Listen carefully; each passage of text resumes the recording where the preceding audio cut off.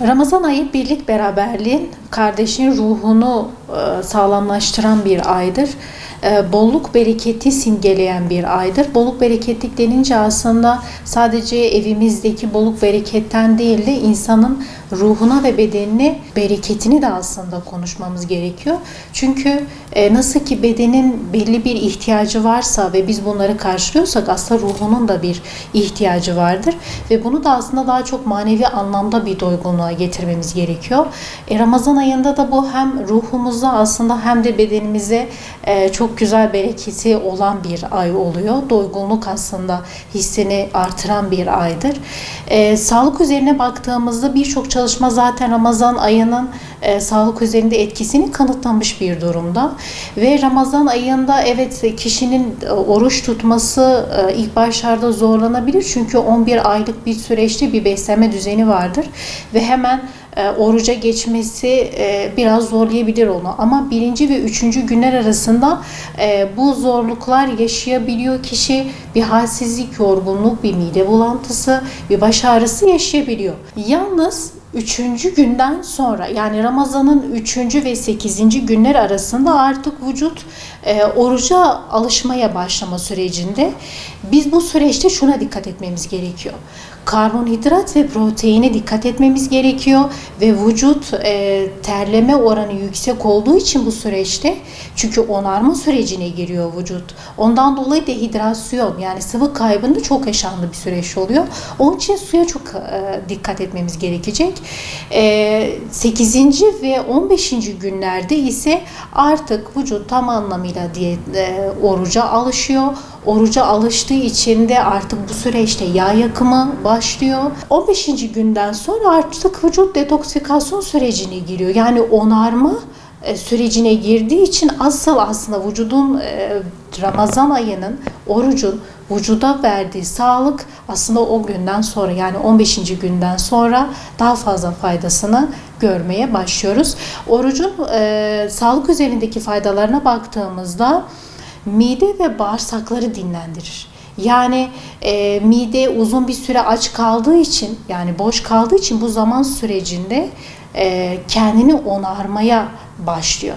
Yani bu süreyi aslında veriyoruz kendisine. Bu da sindirim sisteminin daha güçlenmesini sağlıyor. Aynı zamanda oruç yağ yakımını destekliyor. Daha önce vücutta depolanan yağlar bu süreçte yakılmaya başlıyor. Aynı zamanda kalp damar hastalıklarına, kolesterolün düşürülmesine, kan şekerinin ve insülinin dengelenmesine, bağışıklığın güçlenmesine ve daha sayabileceğimiz birçok orucun sağlık üzerindeki etkilerini sayabiliriz. Sahurda özellikle tok tutucu besinler tüketmemiz gerekiyor. Bunlarda daha çok protein ağırlıklı süt grupları tüketebiliriz. Yani örnek bir menü vermek gerekirse yumurtamızı mutlaka tüketelim. Yanında bol söğüş yani bol bol yeşillikler, sebze, özellikle domates, salatalık bunlar tüketilebilir. Aynı şekilde 2 dilim ekmek ya da günlük enerji ihtiyacı nasılsa ona göre ekmek miktarını belirleyebilir. Tam buğdaylı ekmek tüketebiliriz. Ve yanında aslında çaydan ziyade bir su bardağı kadar kefir tüketirse daha uzun süre onu tok tutacaktır. Ya da 3-4 yemek kaşığı kadar yoğurt tüketirse daha uzun süre kendisini tok tutacaktır. İftara geldiğimizde iftarımızı öncelikle su ve hurma ile başlayalım. Çünkü uzun süreli açlıkta sindirim sistemimiz çalışmadığı için biz hemen ana öğünlere geçersek aslında bu hazımsızlık, kabızlık, mide sıkıntıları yaşayabiliyoruz. Bunu yaşamamak adına öncelikle bir suyumuzla, hurmamızla başlayalım. Bir kan şekerimiz dengelensin. Çorbamızla, salatamızla devam edelim. Bir vücut kendini toparlasın. Bir sindirim sistemlerimiz çalışsın. Bir 5-6 dakika boyunca bekleyelim. O beklediğimiz süre zarfında midede sıkıntılar, bir hazımsızlık ya da bir kabızlık olayları yaşamamak için, bağırsakları iyi çalıştırabilmek için bir tane rezene çayı içebilirsiniz. Ve 5-6 dakika boyunca bekledik. Daha sonra ana yemeğe geçebiliriz. Ana yemeğe geçtiğimizde, ana yemeklerimizde sürekli kültürümüzden kaynaklı karbonhidratlı ya da çok ağır yemekler dediğimiz yağlı yemekler ve kırmızı et ağırlıklı yemekler olmaması gerekiyor. Bir gün onu tükettiyseniz bir diğer gün mutlaka sebze yemeği de dengelemeniz gerekiyor. Daha sonra ana yemeklerinizi de tükettikten sonra ana yemeklerimizde de şuna dikkat edelim. Protein ama daha çok beyaz eti tercih ederseniz daha iyi olur.